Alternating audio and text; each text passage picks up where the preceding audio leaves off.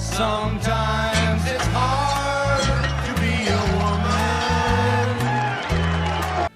Yeah, if you play long enough, you're going to have to play some things that you might not want to play. And you can see their expressions here. That's kind of what you feel like when you're doing that. What is it? Well, that there is a list of the songs that you boys will be playing tonight. Yeah, just see you later, motherfucker. That's my response to that.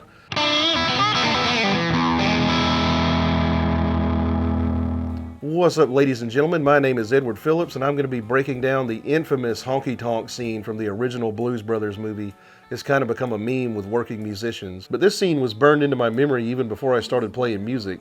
I used to watch this movie with my dad as a kid in the 80s. He liked it a lot, and so I'm very familiar with this film. Some things are exaggerated for comedic effect, of course, but there are some truths here. So let's check it out. Hey, you the good old boys? That's us. The rest of the band's out in the parking lot getting our stuff together. So starting out, they pull into this place where they're not booked. The band that's supposed to be playing there hasn't showed up yet, so they basically hijack the gig. I can't say I've ever done that, but I have showed up to places where I was booked and they forgot that I was booked, like didn't put me on the calendar or something like that. That's usually pretty awkward. What kind of music do you usually have here? Oh, we got both kinds. We got country and western. Yeah, these days both kinds is usually rock and hard rock or country and rock. Even with the musicians, man, people don't listen to anything. Chicken wire? What do you say we set for a sound check? So there's the famous chicken wire. This has become kind of a joke with a lot of musicians. There are many a dive bar and honky-tonk type places I've walked into and just gone, man, this place needs to have chicken wire in front of the stage. What is it? Well, that there is a list of the songs that you boys will be playing tonight. Yeah, just see you later, motherfucker. That's my response to that. Now, there are certain types of gigs where you'll be expected to learn a few special songs like weddings or private parties, things like that. But you should be given those songs well in advance so you can learn them. Never have I showed up to a bar and been handed a set list. Now, before we move on, I'd like to ask you to please check out my Patreon page. I've got exclusive content on there, and I've got content from this channel that's ad-free. They're MP3 downloads, so please check that out. And please subscribe to this channel. That don't cost you nothing. That ain't no Hank Williams song. So they just decide they're going to play whatever the hell they want. They break into Gimme Some Lovin', which is not a good song for this particular audience, and the guy who runs the bar just cuts the power to the stage on them. I actually wish there still were places that would cut the power on you if you don't play Hank Williams. Man, times have changed. Now, early in my career, I started out playing at VFWs, and back in those days, I'm talking back in the 90s, if you didn't play country there, you were screwed. Like you couldn't break out any hard rock now. You play a VFW now, you know, it's mostly boomers now, and they love some rock and roll. I played Paranoid in a VFW recently by Black Sabbath. Couldn't believe I got away with that. But back in the day, you had to play straight up country. Now, I actually have gotten the power cut on me before. One time, like early in my career, I was playing at like a dive bar, and we were a bit too loud for them. I think we were doing Helter Skelter, playing really damn loud in a small cinder block place, and the bartender actually cut the lights to the stage, cut the power to the stage. Yeah, cut our amps off. Now, the beer bottles flying, I've never seen a situation like that. You're more likely to see a crowd that's completely dead than to see one getting this crazy. I wish all crowds would get this crazy, actually.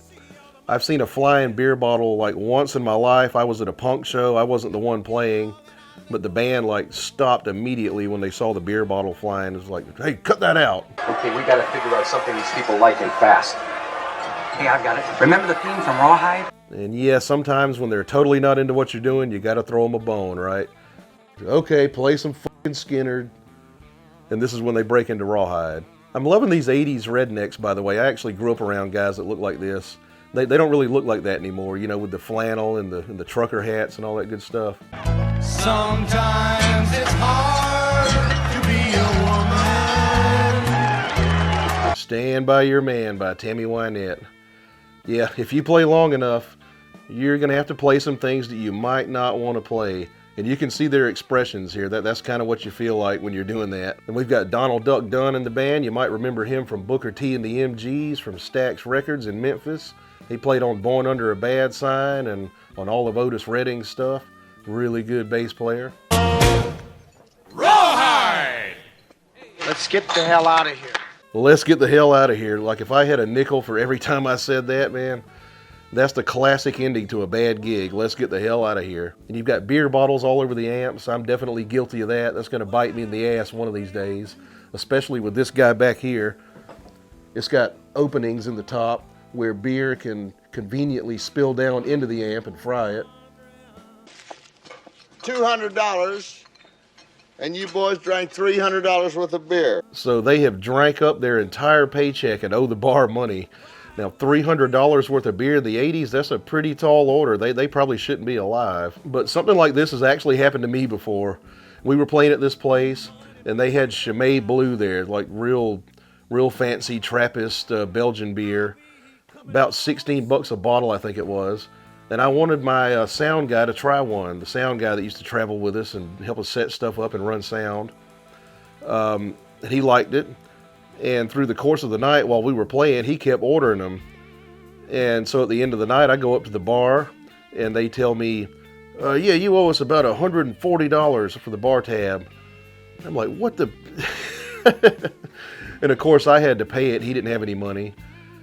So yeah, that kind of thing can happen. Like, we figured, you know, beer was like complimentary for the band, you know? Oh, no. Yes, I've been in that argument about the beers being complimentary. Sometimes there's some confusion about that. And for some reason, the band that's supposed to play shows up at the very end of the night. I probably wouldn't be calling them back if I was a club owner. And of course, they hightail it out of there without paying their tab. I always pay my tab. But I hope y'all enjoyed this breakdown of a very famous movie scene that's not too far off from reality. And thanks for watching. Before I go, I'd like to ask y'all to check out my live stream that I do every Wednesday night, 8:30 p.m. Eastern Standard Time, uncensored. We play the blues and chat and answer questions and things like that. Ron says, this one time we were playing in front of a crowd of a few hundred people when our drummer decided he could not keep time, rushing and shit. I got mad, turned to him and gave him the old fuck you stare. Oh, I do that like every show. Shit. Sometimes I'll turn around and be like, what are you doing back there, motherfucker? Fix myself on, go to bed. This white lining done gone to my hey, baby, must I love. So check that out and see y'all later.